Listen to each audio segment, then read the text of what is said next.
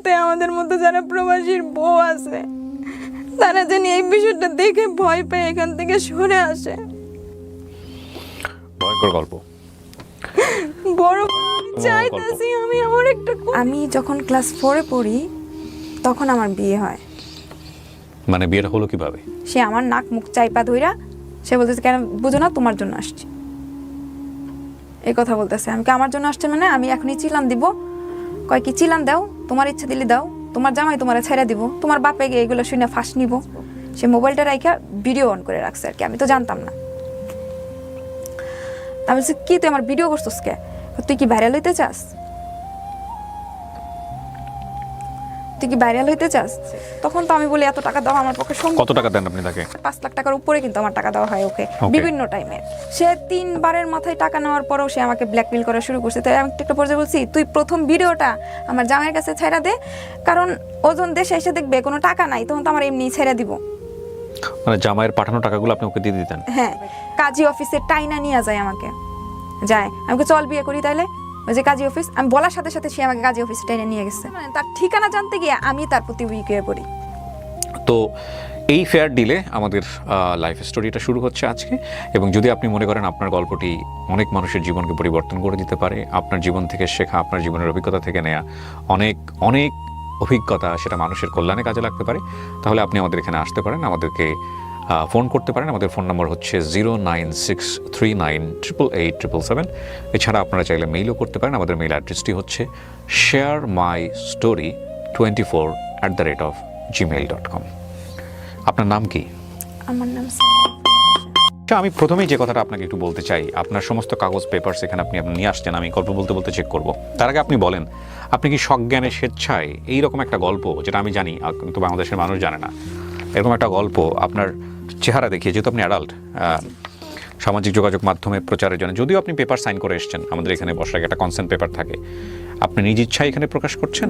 এবং এই গল্প প্রচারের পরে আপনার ব্যক্তি জীবন, আপনার সামাজিক জীবনে যদি কোনো বিরূপ প্রতিক্রিয়া সৃষ্টি হয়, কোনো নেগেটিভ বিষয় সৃষ্টি হয়, সেটা দায় কিন্তু আপনার। এবং আপনি এখানে এসেছেন মূলত আপনার মতো ভুলটা যাতে কেউ সমাজে না করে, এটা আপনি মেনেই করছেন, রাইট? ওকে, বয়স কত আপনার? আমার বয়স হচ্ছে আইডি কার্ডে 28 দেওয়া আছে, কিন্তু এটা আমার হয়তো রিয়েল বয়স না। কিন্তু আপনি প্রাপ্তবয়স্ক, ব্যাপারে কোনো সন্দেহ নাই। আপনার জন্ম জেলা? আমার জন্ম শুরু করেন আপনি একেবারে যেখান থেকে বলতে চান। আমি যখন ক্লাস 4-এ পড়ি তখন আমার বিয়ে হয়। মানে বিয়েটা হলো কিভাবে? আমি তখন ক্লাস 4-এ পড়ি, আমার বিয়ে মানে কোনো কথাই নাই, কোনো কিছুই নাই। আমার মামাতো ভাই বিয়ে করতে গেছিল গ্রামে, তো ওর একটা মেয়ের সাথে রিলেশন ছিল, গাজীপুরে চাকরি করতো, ওখানের স্থানীয় মেয়ে। আমার শ্বশুর যে আমার মামা, উনি আর কি ওই মেয়েটাকে বিয়ে করাবেন না ওনাকে ছেলেকে দিয়ে। তখন নাকি ওই দিন ছিল আমার হাজবেন্ডের জন্মবার। গ্রামে নাকি প্রচলিত আছে যেটা জন্মবারে নাকি বিয়ে হয় না। আচ্ছা। তো রাত 12টার সময় বিয়ে হবে ওকে ওই মেয়েটার সাথে, কিন্তু ওই মেয়েটা তার বড় বোনের দেবরের সাথে সেদিন রাত্রেবেলা চলে গেছে, মানে ওদেরকে ওইখানে রাইখা। গ্রামে আবার বলছে যে বিয়ে করতে গেলে নাকি সেইখান থেকে ফিরে আসা যায় না বউ না নিয়া। তো সেইখানে তো চলে গেছে বউ, এখন তো আর কিছু করার নাই। তো রাস্তায় ওরা 2-3টা বউ দেখে, আমার আম্মারে ফোন। রাস্তায় 2-3টা বউ দেখে মানে কি সবাই কি বউ সেজে বসেছিল? না না না, বউ সেজে বসেছিল না। মানে কাকে বিয়ে করানো যায়? কাকে বিয়ে করানো যায় মানে কিছু মানুষের সাথে যোগাযোগ করছে, বলছে যে আছে কয়টা মেয়ে আছে, দেখছে, ওরা পছন্দ হয় নাই। আচ্ছা। আমার হাজবেন্ড আবার বলছে কালো বিয়ে করবে না, এটা সেটা, কারণ যেহেতু তার। আপনার তখন হাজবেন্ড হয়নি, উনি মামাতো ভাই? হ্যাঁ, মামাতো ভাই। আচ্ছা, তো তুমি বলছো বিয়ে করবে না? হ্যাঁ হ্যাঁ। আপনার তখন ক্লাস 5, ওনার বয়স কত? ওনার প্রাপ্ত বয়স 21-22 বছর ছিল তখন। আচ্ছা। ওনার বিয়ের বয়স পুরোপুরি ছিল। আচ্ছা, আর আপনার তখন 8 থেকে 9 বছর বয়স? হ্যাঁ। ক্লাস 4 মানে আমি ধরে নিচ্ছি 9 থেকে 10 বছর বয়স। জি এরকম। তো ওরা রাস্তায় 2-3টা মেয়ে দেখে, মানে ওদের পরিচিত যারা আছে তাদেরকে বলছে যে এই অবস্থা হয়েছে, কোনো মেয়েটাই আছে নাকি বউ নিয়ে, তো এখন ছেলেকে বাড়িতে নিয়ে যাওয়া যাবে না। তো রাস্তায় ওরা কয়েক জায়গায় দেখছে, দেখার পর পছন্দ হয় নাই। তখন আমার শ্বশুরে ভাবলো যে আমাকে নিয়ে আসবে। তা আমার আম্মাকে বললো, আমার আম্মা রাজি হয় নাই। আমার আম্মা বলছে কি আমার মেয়ে তো অনেক ছোট, কয়ে অসুবিধা নাই, ছেলেকে বিয়ে হোক, বউ নিয়ে বাড়িতে আসুক, পরে মেয়ে যখন লেখাপড়া করবে এসএসসি কমপ্লিট করার পরে উঠাই নিয়ে আসবো। এরকম কিছু বইলা ঢাকায় চলে আসছে। তখন আমি ঢাকায় থাকি। ঢাকায় চলে আসছে, আসার পর আমি তখন স্কুল থেকে আসছি, আমার পরীক্ষা ছিল, পরীক্ষা দিয়ে স্কুল থেকে আসছি, আমি গোসল করতে যাব, তো আমাদের বাসায় পানি নাই, তো উপরে যে একটা আন্টি ছিল, তো ওর বাসায় গেছি পানি আছে কিনা গোসল। আপনারা তখন ঢাকায় থাকতেন? হ্যাঁ হ্যাঁ, ঢাকায় থাকতাম। কি করতো আপনার বাবা?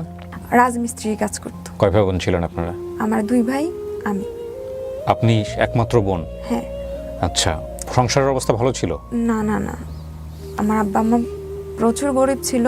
জি, পানি আনার কিছু একটা বলতেছিলেন। তো পানি নাই বলে আমি ওই উপরে গেছি আন্টির বাসায় গোসল করার জন্য। জি। তো আমার আম্মুর সাথে যোগাযোগ কইরা ওরা আমাদের এখানে চলে আসছে, যে এরকম করে কন্ট্রাক্ট করছে, যখন আমি এসএসসি কমপ্লিট করবো তখন আমারে উঠাই নিবে, কারণ যেহেতু আমি এখন ছোট আর ওরা বউ ছাড়া বাড়িতে উঠতে পারবে না, এরকম। আমার শ্বশুরবাড়ির আর্থিক অবস্থা ভালো ছিল। তখন আমি গোসল করতে গেছি, এমন সময় আমার ননদ, মানে আমার তো বয়সে বড় হবে, আমি আমার ননদ দেবর যারা আছে সবার বয়সে ছোট, তো ওরা আইসা উপরে গেছে, শুনছে বাসায় নাই, উপরে গেছে গোসল করতে, আমাকে বাথরুমে নক করতে আসে, বলতেছে আমার কিন্তু একটা ডাকনাম আছে, ডাকনাম বলে ডাকতেছে, দরজা খোল, তোর বাঘ ভাইয়ের বিয়া খাইতে গেলে। ভাই মানে আমার হাজবেন্ডের নাম, হ্যাঁ, যেহেতু ভাই হয়, মামাতো ভাই। ভাই কি বলেছে? ভাইয়ের বিয়া হইতাছে, সেখানে তোরে নিতে আসছি, বিয়া খাইতে যাবো আমরা সবাই। তখনও জানে না যে আপনি জানেন না যে আপনাকে বিয়ে করতেছে? হ্যাঁ হ্যাঁ, জানি। ওকে।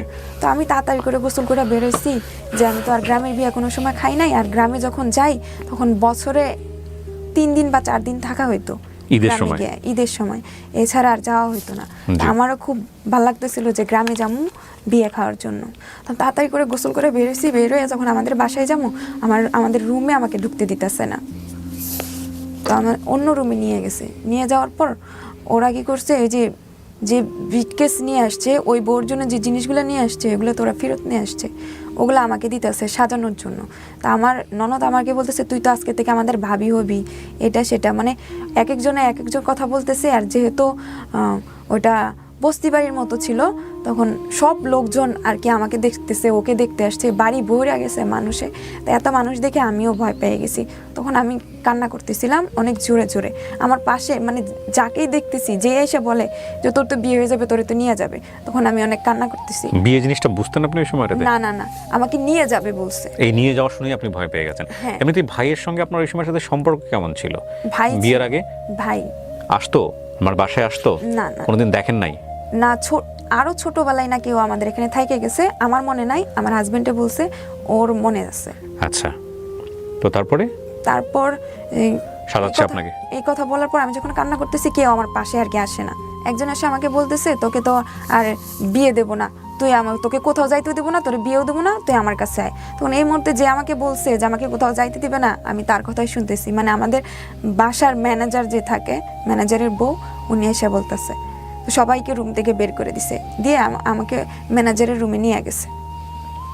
এখন ওরা ভাবতেছিল যেটা এখানে থাকলে, যেহেতু আমি কান্নাকাটি করছি, এলাকার মানুষ সব জড়ো হয়ে গেছে, পুলিশ শুনলে অসুবিধা হবে, তখন তোরা আমাকে প্ল্যানিং করে ঘুমের ট্যাবলেট খাওয়াইছে। মানে এখানে তো বিয়ে হবে না, কোনো মতে আমাকে বাড়িতে নিয়ে যাবে, মানে আমার শ্বশুর বাড়িতে। ওকে। তখন বলতেছে, আমি তো অনেক চিল্লাচিল্লি করছি, মাথা ব্যথা করতেছে। তখন বলতেছে কি, তোর তো মাথা ব্যথা করতেছে, নে এই ওষুধটা খায়া নে, তোর মামা নিয়ে আসছে, আমি নানি ডাকতাম আর কি, তোর মামা নিয়ে আসছে, এই ওষুধটা খাই না, মাথা ব্যথা ভালো হয়ে যাবো। এই ওর পাশে কেউ আসবে না, ওরে কোনো বিয়ে দেবো না, ওরে যাইতেও দেবো না। আপনার মা বাবা কি করতেছিল? একটা মাত্র মেয়ে? তখন আমার মা রাজি ছিল, আমার বাবা রাজি ছিল না। আমার বাবা এখনো কাজে ছিল, অনেক রাত্রে আসছে, আমাকে সন্ধ্যার পর উঠাইয়া দিচ্ছে। আচ্ছা, তো আপনার ওষুধ খাওয়াইছে? খাওয়ানোর পর আর কিছু মনে নাই। আমি সোজা আমার ঘুম ভাঙছে আমার শ্বশুর বাড়িতে।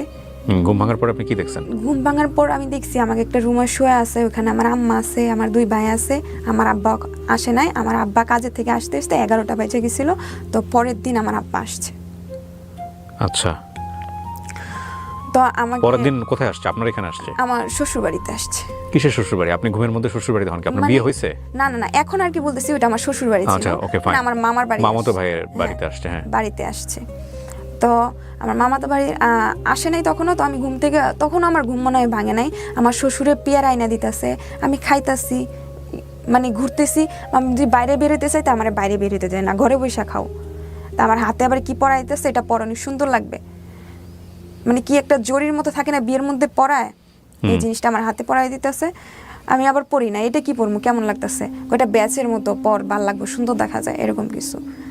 তারপর আমি হাতে পড়ছি আমার শ্বশুরে পেয়ার আইনা দিতেছে, মানে যে কিছু আমার খাইতে দেয় আমার দরজা আটকায় রাখে, আমার সাথে কেউ মানে বাইরে বের হইতে দেয় না। আপন মামা? হ্যাঁ, আমার আপন মামা।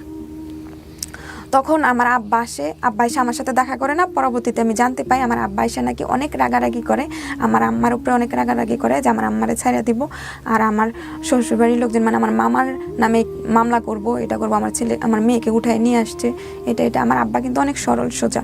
তো আমার খালা আছে, আমার মামা আছে, মানে আমার ছোট মামা আরেকজন আছে, উনি আমার আব্বারে সবাইরে বাজার থেকে অর্ধেক রাস্তা থেকে ধইরা নিয়ে আসে, সবাই জড়াজড়ি করে সবাই আমার আব্বারে বোঝায়। তো কেউ তো ছিল না, আমার আব্বা যেহেতু সরল সোজা, তো আমার মানে এরকমই সরল যে ছোট একজন মানুষ ধমক দিল আমার আব্বা চুপ হয়ে যায়। তো আমার আব্বারে যখন নিয়ে আসে তখন আমার আব্বাও এক পর্যায়ে রাজি হয়। রাজি হওয়ার পরে কিভাবে আমার গোসল হয়েছে, কিভাবে আমার বিয়ে হয়েছে, আমার এত কিছু মনে নেই। তারপর ওর সাথে আমার বিয়ে হয় বলতে মানে আমার মামাতো ভাইয়ের সাথে আমার বিয়ে হয়, কিন্তু কিভাবে বিয়ে হয় আমি নিজেও জানি না, আমার মনে নেই। কবুল বলছিলেন আপনি, এটা মনে আছে? না, এটাও মনে নেই, কিন্তু সবাই বলছে যে কবুল বলছি, এটা সেটা। কিন্তু এরকম হবে কেন? আপনার তো এত কিছু মনে আছে, শুধু ওটুকু মনে নাই? ওটুকু না, মানে আমি তো অনেকটা ঘুমের মধ্যে ছিলাম, আমার কিছু জিনিস আর কি মনে আছে, আর কিছু জিনিস আমার মনে নেই। মানে কাজী আসছে, পরে কবুল বলছি কিনা বলছি জানি না, পরে আম্মার সাথে কান্নাকাটি করছি, আম্মা অনেক কাঁদতাছে আমাকে জড়ায় ধইরা। পরে আমিও কি করতো আপনার মামাতো ভাই ওই সময়টাতে? আমার মামাতো ভাই সময় গাজীপুর চাকরি করতো। হ্যাঁ, তারপরে উনি বিয়ের উদ্দেশ্যে উনি বাড়ি চলে গেছে, ওনাদের ফলের দোকান ছিল, ফলের দোকানদারি করতেছে। এরপর আমি ওইখানেই থাকতেছি, চলতেছি, ও বাড়িতে আসে, ওর মতো আমি ওর মতো, মানে আমি ভাই করেই বলি। কান্নাকাটি করার পর আমার আম্মা আমার সাথে থেকে যায়, আমার আব্বা আমার সাথে থেকে যায়, ওদেরকে না দেখলেই আমি কান্না করি। আচ্ছা।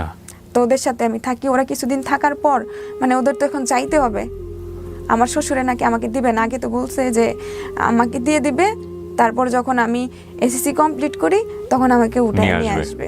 এখন আর যেতে দিবে না? এখন যেতে দিবে না, আমার আম্মার সাথে নাকি কন্ট্রাক্ট হয়েছে, তা আমরাই পড়াশোনা করাবো। পড়াশোনা করাবো। তো ওরা পরে আমার আম্মা বলতেছে ঠিক আছে, যেহেতু আমার আম্মাদের মনে হয় আর্থিক সমস্যার দিকে, তো ওর নিজের ভাই যেহেতু মনে হয় ওইটা বুঝে, আমি জানি না কি বুঝে, আমার আম্মা আমাকে রাইখা দিছে। আমার আম্মা যখন চলে যাবে তখন আমি আমার আম্মার ওড়না রাইখা দিছি, জুতা রাইখা দিছি। আমার আম্মা বলছে কি যে আমি কি জুতা থেকে তড়ি থুয়ে চলে যাবো? আমি বলছি না, তুমি যাইবা গিয়া। কয় কি না, আমি জুতা রেখে যাইতেছি, এখানে ওড়না আছে, আমি এত কিছু রেখে দিয়ে আমি তোরে কেমনি ধুয়ে যাবো, এগুলো নিয়ে যাইতে হবে না আমাকে, খালি পায়ে কি আমি ঢাকায় যাবো গিয়া? মানে আমার আম্মা ছোট বাচ্চাদের মতো আমার পালায় রেখে চলে গেছে ওইখানে।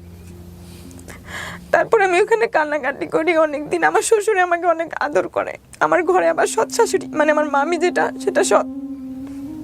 কান্নাকাটি করি, তো একটা পর্যায়ে আমাকে বলছে কি ওই দিন নিয়ে যাবো ঢাকা, এরকম করে ডেট করতেছে, আর আমাকে ওইখানে সান্ত্বনা দিয়ে রাখতেছে। আপনার বিয়ে হলো কোন জেলায়? সঙ্গে বিয়ে হলো? আচ্ছা, জি।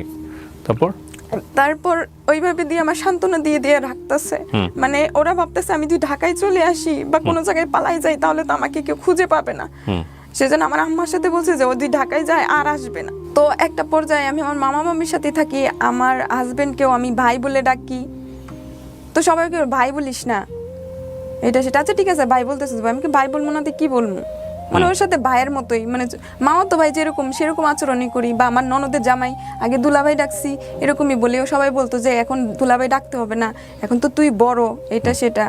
আমার দেবরা যেগুলো তাদেরও ভাই ডাকছি, মানে সেটা বলে এখন সবাই আমাকে বলতো এটা করিস না, ওইটা করিস না, ওইভাবে থাকতে হবে, মানে বড় একটা যেটা, এগুলো আমাকে আর কি বলতো। বলার পর এখানে মনে হয় যে বছর খানিক চলে যায়, আমাকে আর ঢাকায় আসতে দেয় না। আমার আম্মা আসে 3 মাস 4 মাস পরে কয়েকদিন থাকে, পালায়ে চলে যায়, আমাকে নিয়ে যায় না। তো এর মধ্যে আমার হাজবেন্ড বলছিলাম যে সে গাজীপুর চাকরি করতো, সেখানে একটা স্থানীয় মেয়ের সাথে সম্পর্ক ছিল, এই জন্য আমার শ্বশুরে আর কি তাড়াতাড়ি করে বিয়ে করায়। আপনি এটা বুঝলেন কিভাবে? ওনারা বলছে। আচ্ছা, মুখে বলছে, অনেকেই বলতো অনেকে বিয়ে করে ওখানে নাকি একটা ছেলে আছে, এরকম কিছু বিয়ের পরে আর কি শুনতে পারছি। আপনার লেখাপড়া কি হলো? মানে তারপরে আমাকে যখন স্কুলে দেয় আমার শ্বশুরে, তো স্কুলে যাওয়া আসা করি, আমার শাশুড়ি বলে কি মানে 2 দিন না 3 দিন স্কুলে গেছি, বলে কি স্কুলে যাইতে হবে না, পরে অমুকের একটা বউ ছিল, পরে লেখাপড়া করাইছে, অনেক দূর লেখাপড়া করানোর পর জামাই থুয়া চলে গেছে। এই যে বলো হুজুর আইনা মাদ্রাসায়, হুজুর বাড়িতে আইনা হুজুরকে দেয়া যতটুকু পড়ানো উচিত পড়াও। তা আমার শ্বশুরে এটাই করলো, আর স্কুলে যাইতে দেয় নাই আমাকে। তো এর মধ্যে দিয়ে আমার হাজব্যান্ডের সাথে আমার ফ্রেন্ডলি, মানে ভাইয়ের মতো ফ্রেন্ডলি সম্পর্ক হয়ে যায়। ভাই ভাই মানে যতটুকু ভাই ভাই সম্মানিত করা লাগে আমি এই ভাই ভাই বলি, ততটুকুই সম্মান করি। ভাই বলতেন? হ্যাঁ ভাই বলতাম। বিয়ের পরে ওকে। তারপর যখন ওই মেয়ের সাথেই কথা বলতো, আমার সাথে বসে বসে কথা বলতো, ওই মেয়েকে দিয়ে আমার সাথে কথা বলাইতো, আমিও কথা বলতাম। কি বলতেন ওই মেয়েকে সাথে কথা বলতেন? আপনি বুঝতেন বিষয়গুলো নাকি আপনার কাছে বিষয়গুলো খুব স্বাভাবিক মনে হতো? ও বলতো যে ওই মেয়ের সাথে সম্পর্ক আছে, ওই মেয়েকে একদিন হলো বিয়ে করবে। আমার তো সমস্যা নাই, আমাকে বলছে আমি যদি ওই মেয়েকে বিয়ে করি তাহলে তুই তোর বাপের বাড়িতে যাইতে পারবি। আপনি খুশি হয়ে গেছেন? হ্যাঁ। এই বিষয়টা হলেই আপনি বুঝতে পারবেন যে ওর বিয়ে বিষয়ে ওর রীতিমতো মেন্টালিটি অবস্থাটা কী ছিল, মেন্টালিটিটা কী ছিল আপনারা বুঝতেই পারছেন যে ও এটা শুনে খুশি হয়ে গেছে। তার মানে ওর ভিতরে বিয়ে সেন্স, হাজব্যান্ড সেন্স 0 ছিল। এটা তো crime, definitely it's a crime. যদি ঘটনা হয়েই থাকে এরকম একজন মানুষের জীবন নিয়ে, এটা আমাদের রিলিজিয়নও পারমিট করে না। সামাজিকভাবে তো অবশ্যই, রাষ্ট্রীয়ভাবে তো অবশ্যই ক্রাইম, আমাদের ধর্ম এটা পারমিট করে না। জি। তারপর ও আমাকে যখন বলছে ঠিক আছে আমি ওর সাথে দেখা করতে যাবো, আমি তোদের বাড়িতে নিয়ে যাবো, মানে আমাদের বাড়িতে তো যাইতে দেয় না, ঢাকায় আসতে দেয় না। তো ওর সাথে আমার কন্ট্রাক্ট হয়েছে তুই কাউকে বলতে পারবি না, তুই কান্নাকাটি করবি বেশি বেশি করে যে আমি আমাদের বাড়িতে যাবো, পরে আমি আব্বারে বুঝাইয়া তোরে আমাদের বাড়িতে নিয়ে যাবো। আমি কিন্তু মামাই ডাকতাম, মামি ডাকতাম। শ্বশুর শাশুড়ি যে আব্বা আম্মা বলতে হয় বলতাম না, মামা মামি ডাকতাম, যে ওদেরকে দেখে কান্না করবি বেশি করে, পরে আমি ওদেরকে বুঝাইয়া তোরে নিয়ে যাবো। আর নিয়ে যাওয়ার আগে আমি নাদিরার সাথে দেখা করবো, মানে ও যে মেয়ের সাথে রিলেশন করে ওর নাম ছিল নাদিরা। আমার সাথে ফোনে কথাও বলাইছে। তো আমি বলছি কি আচ্ছা ঠিক আছে আমি রাজি হয়ে যাই। তো সে আমাকে ঢাকায় নিয়ে যাবে উদ্দেশ্য করে সে প্রথমে গাজীপুর আসছে। ট্রেন থেকে সে আমাকে একটা বকুল ফুলের মালা কিনা দেয়, বলছে এই মালাটা নিয়ে ওই মেয়েকে দিবি। আমি আচ্ছা ঠিক আছে। কোন মেয়েকে? ওই যে নাদিরাকে? হ্যাঁ নাদিরাকে। পরে আমার হাতে মালাটা থাকতে থাকতে মানে কেমন করে ধরছি, মালাটা একদম লাল হয়ে গেছে। পরে গাড়ি থেকে নাইমা যখন বলি মালাটা দিব, মেয়েটা যখন আসতেছে না না মালা ফালাই দিয়ে দেওয়া লাগবে না, তুই লাল করে ফেলছস। আমি আচ্ছা ঠিক আছে। পরে ওরা নিয়ে পার্কে বসছে, ওরা এক বেঞ্চে বসছে, আমাকে এক বেঞ্চে বসাইছে। আমি বাদাম ছুইলা খাইতে পারতাম না, কামড় দিয়ে দাঁত দিয়া বাদাম আর কি ছুইলা খাইতাম। তারপর আপনার কোনো খারাপ লাগছিল না? না, আমি তো আমাদের বাড়িতে যাবো, এটাই আপনার জন্য সুখের। হ্যাঁ, যে আমাকে বাঁচা কে মেয়েটা। তারপরে ওরা দুজন কথা বলতেছে, আমি আরেক বেঞ্চে বসে আছি। আমাকে সে কতগুলা বাদাম ছুইলা বিছিয়ে আমার হাতে দিয়ে গেছে, আবার বলছে শেষ হয়ে গেলে আমাকে ডাক দিস। তারপর ওরা দুজন কথা বলতেছে। আপনি করে বলতেন না তুই করে বলতেন? তুমি করে বলতাম, ভাই তুমি। ছোটবেলা থেকেই তুমি করে বলছো, ভাই তুমি, ওই তুমি করে বলতাম। বলতেছি যে আমার বাদাম শেষ হয়ে গেছে। আবার কথার ফাঁকে ফাঁকে আমাকে জিজ্ঞেস কিরে তোর বাদাম শেষ হয়ে গেছে।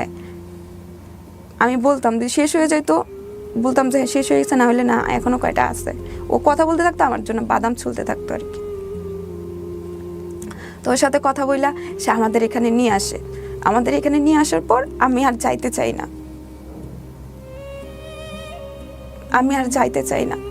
মেয়ের সাথে আপনার কথা হয়? ওই যে মেয়েটার কথা বললেন, ওর গার্লফ্রেন্ড? মেয়েদের বাড়িতে আমি যাই। ওই মেয়েদের বাড়িতে যাওয়ার পর আমার মানে প্রথম পিরিয়ড হয়। ওকে। বিয়ের কতদিন পর এটা? বিয়ের বছরের বেশি হবে। ওকে। তখন আমার প্রথম পিরিয়ড হয়।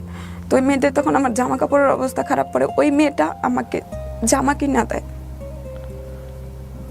পরে ওইটা নিয়ে আমি আমাদের এখানে আসি। আচ্ছা। আসার পর ও সাথে করে নিয়ে যেতে, মানে ওর আব্বা বলে দিছে সাথে করে নিয়ে আসার জন্য।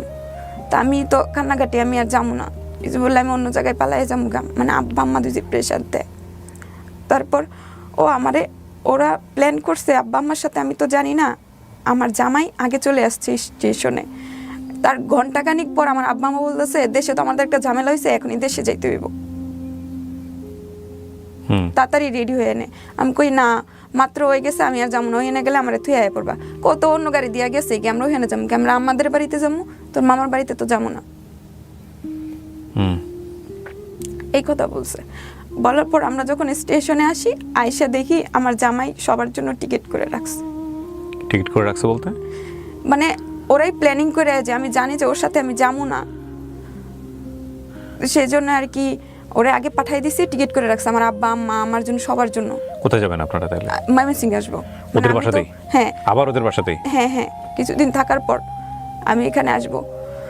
আমি তার মানে আমি বলছি যে কোনোভাবে যদি আমি একবার ঢাকায় পৌঁছতে পারি তাহলে আর আমি আসবো না, বা আমি অন্য জায়গায়, আমাকে ওরা এখন যাইতে যাবে, আমি অন্য জায়গায় কোথাও পালা গিয়া বসে থাকবো, আমার তো আর কেউ খুঁজে পাইবো না।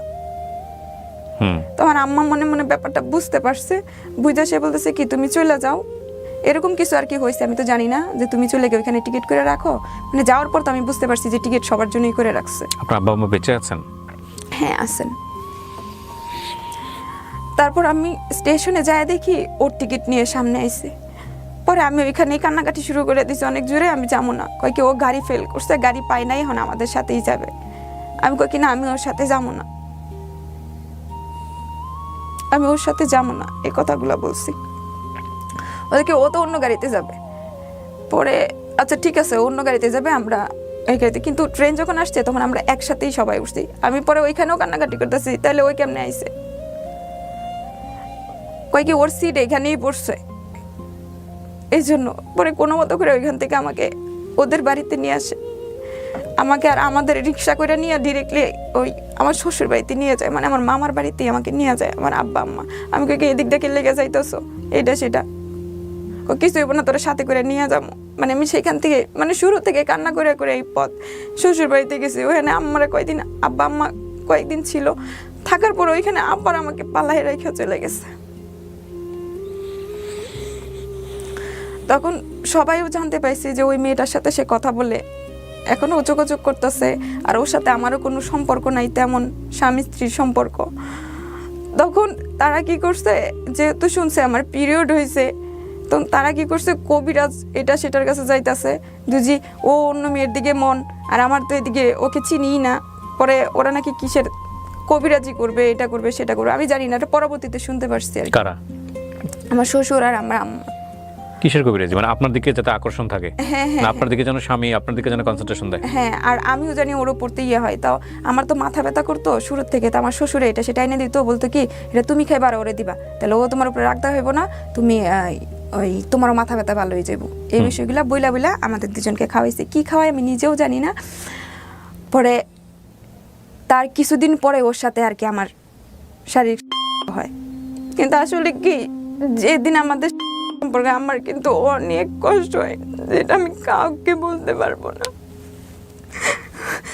অনেক কষ্ট হয়েছিল, অনেক।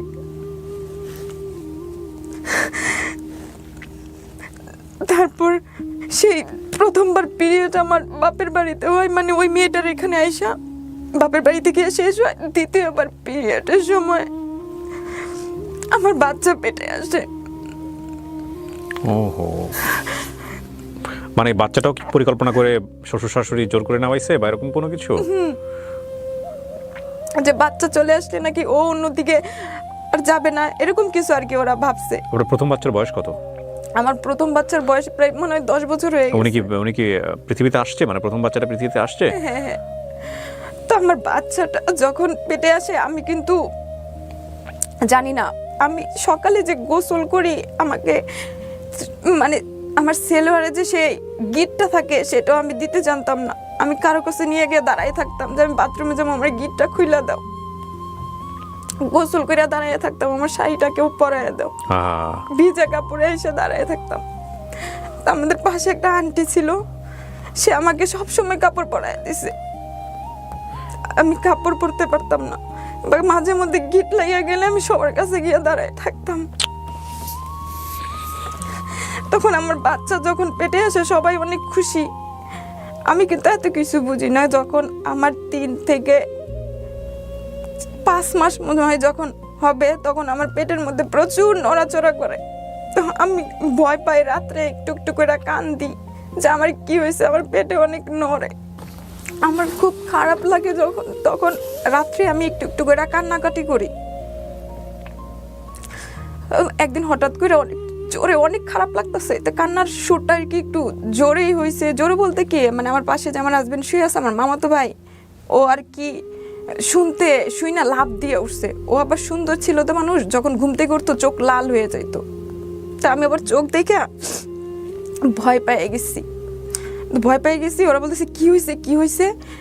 পরে ওর কি শব্দতে মানে যেমন আমি আস্তে আস্তে করে গুনগুন করে কাঁদতেছিলাম, পরে আমি জোরে কান্না শুরু করে দিছি। পরে পাশে থেকে আমার শ্বশুর শাশুড়ি ওরা আসছে, ওরাও আইসা বলতেছে কি হয়েছে মানে সবার মধ্যে দেখতেছি যে ভয়, বড় বড় চোখ করা, সবার মধ্যে ভয় এরকম দেখতেছি। তখন আমার আরো কান্না আসতেছে, মানে এত কান্না, মানে আশেপাশে যে লোকজন আছে সবাই বলে যে ওই বাড়িতে ছোট মেয়ের বাচ্চা হবে, বিয়ে হয়েছে, ওর বাচ্চা হবে, কিছু হয়েছে নাকি এরকম মনে করে সবাই আর কি রাত 3টার সময় বাড়ি ভরে গেছে মানুষে।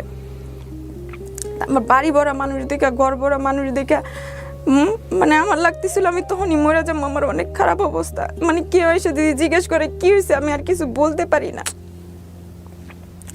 পরে পাশে যে আমার এক দাদি ছিল, উনি কি করছে সবাইরে ঘর থেকে বের করে দিছে। পরে ঘরের দরজা আটকায় দিছে, দরজা আটকায় আমারে বলতেছে দাদু তুই আমার কাছে কত কি হয়েছে। পরে সবাই না দেখে পরে দাদুর কাছে আমি বলতেছি যে দাদু আমার পেটের মধ্যে এমন জোরে জোরে কি নড়তেছে। দাদুর কাছে মানে আমার যে দাদির কাছে গল্প শুনতাম যে পেটের মধ্যে নাকি সাপের বাচ্চা হইতো, তো ওইটা ভাইবা আর কি আমি ভয় পাইতেছিলাম যে আমার পেটের মধ্যে মনে হয় সাপের বাচ্চা হয়েছে, এই জন্য এত জোরে জোরে নড়তেছে। পরে আমার দাদু কি করছে, গালের দুই পাশে গালের মধ্যে টান দিয়া ধরে কইতাছে কি এটা তো এরকম করবো, এটা তো তোর বাচ্চাই নড়তেছে পেটের মধ্যে, অন্য কিছু না। আমি এই জন্য বলি যে life is more than drama, জীবন নাটকের জন্য। আপনার মনে হচ্ছে না যে আপনি একটা সিনেমা দেখতেছেন? তারপরে এরকম কিছু হওয়ার পরে উনি সবাই চলে গেছে, তোর কিছুই হয় নাই। পরে একটা পর্যায়ে যখন আমার পেটের মধ্যে নড়তো বা দেখা যাইতো, তো একটা সময় বাড়তেছে, বাচ্চাও বড় হইতাছে, দেখা যাইতো, তখন আমি বলতে আমি দাদু দাদু দেখাও, এই যে আমার পেটের মধ্যে নড়তাছে বাচ্চা, মানে পেট খালি করেই দেখাইতাম। আপনি বুঝতেন না বিষয়, আপনার কাছে ফান মনে হতো বিষয়টাকে, এটা একটা মজার বিষয়। সো তো এরকম করে সে কি করছে মানে তারপরে ও বাড়িতে আসে না কিছুদিন ধরে, ওই মেয়ের নাকি বিয়ের পাত্র দেখতে আসছে, তো আবার মামাতো ভাই বাড়িতে আসে না কিছুদিন ধরে। পরে তারপরে মানুষে বলতেছে কি ওরা দুইজনে এক জায়গায় কোনো জায়গায় ঘুরতে দেন, মানে এরপরে তো আমাকে বন্দি করে রাখছিল, কোনো জায়গায় যাইতে দেয় নাই। তা আমার আবার নানার বাড়ি, মানে আমার শ্বশুর বাড়ি নদীর এপারে, আর এপারে হচ্ছে আমার নানার বাড়ি, মানে তারাও এই পারেই ছিল, পরে ওই পারে চলে গেছে ব্যবসার ইয়ার জন্য।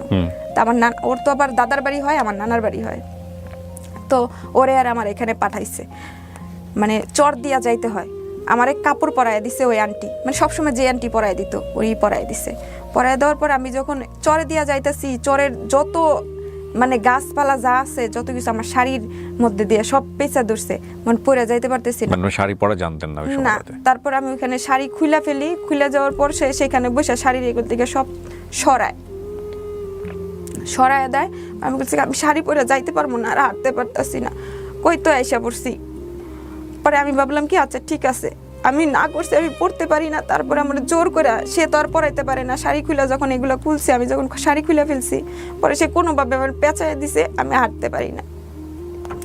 না পারলে যে আমি কি একটু মানে কাপড়টা উঠাইয়া জোরে জোরে লম্বা লম্বা পা দিয়ে হাইটা মানে ওর থেকে একটু দূরে গেছি, দূরে যেয়ে ওইখানে শাড়ি খুলে ফালাই এক দৌড় দিয়ে আমি আমার নানির বাড়িতে উঠছি, মানে ওর তো দাদার বাড়ি হয়। তখন সে কি করছে, সেই শাড়ি এখানে ফালাইয়া দিয়া ওই রাস্তা দিয়া যাইতাছে আর নানার বাড়ি উঠতেছে। আমার শ্বশুরের বক্তাছে বাচ্চা আমার বিয়া করাইছে, আমি কইছি আমি বিয়া করবো না, এটা সেটা, মানে আমার শ্বশুরের উপরে রাগ ঢালতেছে। তো এরকম হইলে আমার নানির বাড়িতেও গেছি, তার মোট ওইখানেই সে একটা পর্যায়ে সে ওই মেয়েকে একদিন হইলেও বিয়ে করবে, বাট সে আমার উপরে দায়িত্ব পালন করে যাবে যেহেতু আমার বাচ্চা হবে। তখন আমার যখন বাচ্চা পেটে 7 মাস, তখন আমাকে ঢাকায় দেয় আমার মার কাছে, আর দেয় নাই। তখন আমাকে ঢাকায় দেয় আমার মার কাছে, আমি তো অনেক খুশি আমার মার কাছে যাবো। তো আমার মা নিয়ে আমার বিভিন্ন জায়গায় ডাক্তার দেখায়, ডাক্তার বলে যে ওনার বাচ্চার অবস্থা এতটা ভালো না, যেহেতু আমার বাচ্চা অনেক ছোট, হাফ কেজি হয়েছিল, আমার বাচ্চার অবস্থা ভালো 500 গ্রাম, হ্যাঁ হাফ কেজি মানে 500 গ্রাম। আমার বাচ্চার অবস্থা ভালো না, এটা সেটা এরকম বলতেছিল। একটা সুস্থ বাচ্চার ওজন জানেন আপনারা? ওই হাফ কেজি যে বললো, একটু গুগল করে নিয়েন, যেহেতু আমার 2টা বেবি আছে, সো কিছুটা হলো জানি। আমি যতদূর জানি যে এটা 2.5 থেকে 3 কেজি প্লাস। হ্যাঁ, সেখানে একটা বাচ্চার ওজন 500 গ্রাম। তো এরকম আমি যদি ভুল বলে থাকি আমি সরি বলছি, বাট আমার এটা একদম মানে গুগল করে নলেজ না, আপনারা চাইলে করে দেখতে পারেন। বাট এটা খুবই আন্ডারওয়েট বেবি, ব্যাপারে কোনো সন্দেহ নাই, এবং এটার প্রেক্ষাপটটা আপনারা দেখলেন। হ্যাঁ, তারপর আমার আম্মা আমাকে ডাক্তার টাক্তার দেখায়, কোনো পরে অনেক কিছু ওষুধ খাওয়ায়, অনেক ফল টল খাওয়ায়, এরকম কিছু। পর একটা সময় যখন আমার না, এর মধ্যে আমার শ্বশুরবাড়ি থেকে আসার পর মানে 15 দিন পর আমার একটা অসুস্থ হয়, যেটাকে এই দাস্ত বমি বলে। বমি পাতলা পায়খানা দুইটা একসাথে। তো হঠাৎ করে আমার বমি পাতলা পায়খানা একসাথে।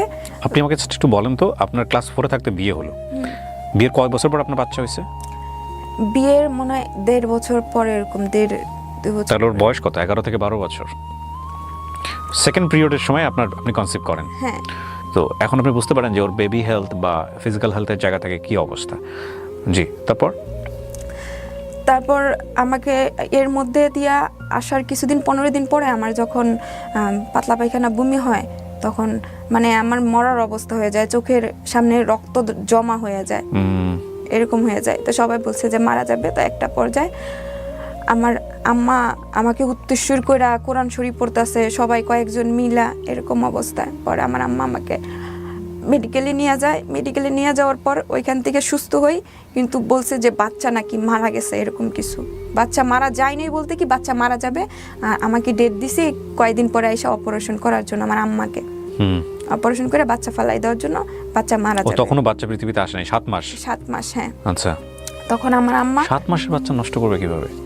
বাচ্চা অনেক ছোট ছিল। হ্যাঁ, তারপর তো বাচ্চা আমার যখন এরকম অবস্থা হয়েছে, তো আমার বাচ্চাও নাকি মানে শুকনায় পড়ে গেছে। বাচ্চা মানে বাচ্চা খাবার পাচ্ছে না, সোজা কথা যেটা বলে, পেটের খাবার যেটা দরকার, মারা যাবে, বাচ্চা মারা যাবে, এরকম কিছু বলছে। যে বাচ্চা হয়তো টিকবে না, আপনারা আইসা একটা চেক আপ করায় ওনার অপারেশনটা করাই নিয়ে যান।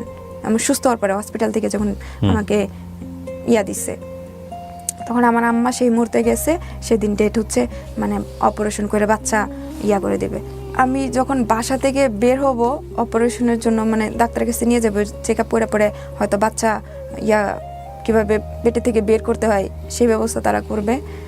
আর পেটের মধ্যে ডাক্তারের কাছে ফোন দিয়ে আবার জানতে বলছে যে পেটের মধ্যে নড়াচড়া করে নাকি। আমি কোনো নড়াচড়া পাই না, মানে যে নড়াচড়াটা পাইলে আমি সবাই দেখাইতাম, এরকম কোনো নড়াচড়া হয় না।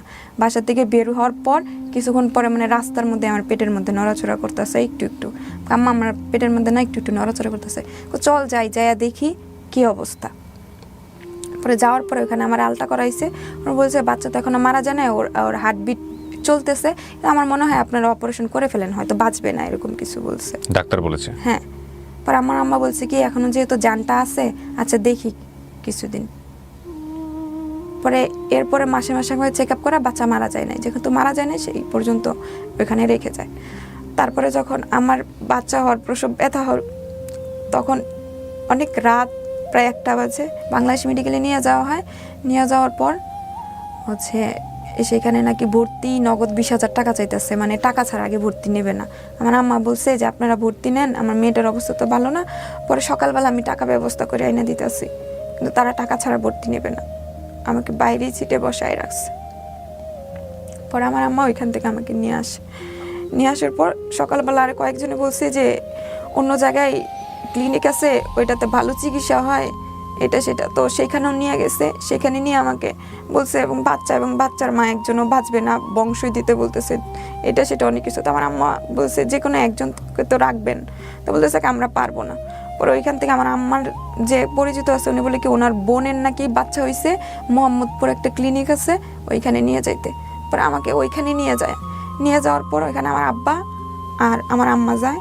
আমার তখন আমার শ্বশুরবাড়ির লোকজন আসে নাই, কেউ আসে নাই। আমার নিয়ে যাওয়ার পর ওইখানে আমার ভর্তি রেখে আমাকে চেক আপ রুমে নিয়ে যায়। আমার আব্বা চলে আসে, বাসায় চলে আসে, বাসায় তো আর কেউ নাই। তো ওরা চেক আপ টেকআপ করে আইসা বলে কি যে ওনার অবস্থা তো খুব খারাপ, আমরা ওনাকে বাঁচাতে পারবো না, বা ওনার বাচ্চাও বাঁচাতে পারবো না। আমার আম্মা বলতেছে আপনারা দুজনের একজন কেউ রাখেন। বলতেছি কি না আমরা পারবো না, আপনারা ঢাকা মেডিকেল নিয়ে যান। পর আমার আম্মা ওইখান থেকে বাধ্যতামূলক আমার আম্মা ওইখান থেকে আয়সা নিচে যখন দাঁড়ায় ওখান থেকে ডাক্তারগুলো না আমারে দেখতেছিল অনেক। পরে ওরা দৌড়ায় আসছে বলে কি আপনি আমাদের এখান থেকে অ্যাম্বুলেন্স নিয়ে যান, আমরা সাথে ডাক্তার দিয়ে দিচ্ছি, মেয়েটার অবস্থা ভালো না। তখন আমার ওইখান থেকে আমার আম্মা অ্যাম্বুলেন্স নেয় ওই ক্লিনিকের ওইখান থেকে, আর ওইখান থেকে একটা ডাক্তারও আমার সাথে যায়, যাইয়া ওইখানে ঢাকা মেডিকেল আইসা আমাকে ওইখানে ভর্তি করে রাইখা যায়। যাওয়ার পর আমার বাচ্চা হয়, আমারও কিছু হয় না, আমার বাচ্চারও হয় না। হওয়ার পরে আমার বাচ্চাকে কাচের বাক্সতে নিয়ে যাওয়া হয়, অনেক ছোট, কাচের রুমে নিয়ে যায় আমার বাচ্চাটাকে। আমি দেখতে পাই না অবশ্যই, অনেক ছোট হয়েছিল, যে তুলার মধ্যে পেঁচানো ছিল, কাচের বাক্সতে অনেক দিন ছিল। তার মধ্যে দিয়ে আমার শ্বশুর বাড়ির লোকজন কেউ আসে নাই। তা আমাকে যখন বেডে আইনা শোয়ায়, বাচ্চারা তো আর দেখতে পারি না, বেডে আইনা শোয়ায়, তখন মানুষে শুধু বলে কি যে তোমার জামাই কই, তোমার জামাই আসে না কেন, তোমার জামাই কি করে, মানে এগুলো আমার আম্মা থাকলে বলে না। আমার আম্মা যখন আমার থেকে দূরে বা ওষুধ আনতে যায় বা বাচ্চাকে দেখতে যায় তখন আর কি সবাই এসে বলে। আর অনেকে বলে কি যে তোমার মনে হয় বিয়ে হয় নাই, এরকম কিছু বলে। যেহেতু আমার শ্বশুর বাড়িতে, তোমার শ্বশুর বাড়ির লোকজন আসে না কেন। পরে আমার আম্মা বলছে কি ওদের একটু সমস্যা আছে সেই জন্য আসে নাই, ওরা কিন্তু আসে নাই। পরে মেডিকেলে আমি অনেকদিন থাকি, আমার বাচ্চাকে দেওয়া যায় কিন্তু আমার ছিল না, মানে বাচ্চাকে যে আমি দুধ খাওয়াবো ফিট করতে পারি নাই। তখন ডাক্তারে বলছে যে ওয়ান খাওয়ানোর জন্য হসপিটালে থাকা অবস্থায়। তো আমার আম্মা, ও আবার এতটুকু ছোট হয়েছিল, ফিট আর খাইতে পারতো না, মানে সেই দুধটাও একটা ন্যাকড়ার সাহায্যে আর কি টিপ টিপ করে খাওয়াইছে, ওর কিছুই ছিল না শরীরে, মানে আমি বলি এরকম করে ঝুলেছিল, চামড়া মাংস ছিল না, হাড় দেখা যাইতেছিল, শরীরের রগ দেখলে ভয় লাগছে। আমি কোলে নিতে পারতাম না, আমার আম্মার ভয়ে গোসল করাইতো না, কারণ ওর চামড়া এতটাই পাতলা ছিল সব দেখা যাইতো। পরে আমার নানি আসে, আমার নানি ওর দাদি হয়, ওনাকে পাঠানোর পর উনি আসে, উনি আইসা দেখা যায়, বাড়িতে যায় বলে কি দেখ গিয়া তোরা গিয়া পাস নাকি, বাচ্চা মনে হয় বাঁচবে না, যেমন দেখে আসছি। তো অনেকদিন পর আমার জামাই এসে আমার বাচ্চারে দেখা গেছে, তার 21 দিন না আরো অনেকদিন পর আমার শাশুড়ি আসছে, তার কয় মাস পর আমার শ্বশুর আসছে। এতদিন পরে কেন আসলো? ওরা নাকি বাড়িতে ঝগড়া লাগছে। বাচ্চা যখন হয়ে যায় তখন অনেকদিন পর বাড়িতে আসি, মানে ঢাকায় আসি। আমার বাচ্চার 5-6 মাস বয়স পরে কিন্তু আমার আম্মা আমাকে বাড়িতে, মানে আমার শ্বশুর বাড়িতে পাঠায়। সেখানে থাকেও বেশি দিন থাকি নাই, চলে আসছি, কারণ বাচ্চা আমি রাখতে পারি না, কোলেও নিতে পারি না। মানে কোলে নিলে টয়লা দিয়া পেঁচাইতে মানে একটু মানে ধরার মতো হইলে আর কি আমি নিতে পারি, না হলে নিতে পারি না, পাখির বাচ্চার মতো একেবারে খাওয়াইতে পারি না, কিছু না। আমার আম্মা দুধ খাওয়াইছে, আমার আম্মাই রাখছে, এমনকি আমার মেয়ে বড় হয়ে আমার আম্মারে আম্মা ডাকছে, আমার আব্বারে আব্বা ডাকছে, আমাকে কিছুই ডাকে নাই। ওহো। তো এরকম করে দিনকাল চলতেছিল। তারপর হচ্ছে গিয়া সে আবার দেশের বাইরে চলে যাবে। আপনার স্বামী? আমার আরেকটা বাচ্চা পেটে আসে ওই সময়। 2 বছর পরেই আমার আরেকটা বাচ্চা পেটে আসে।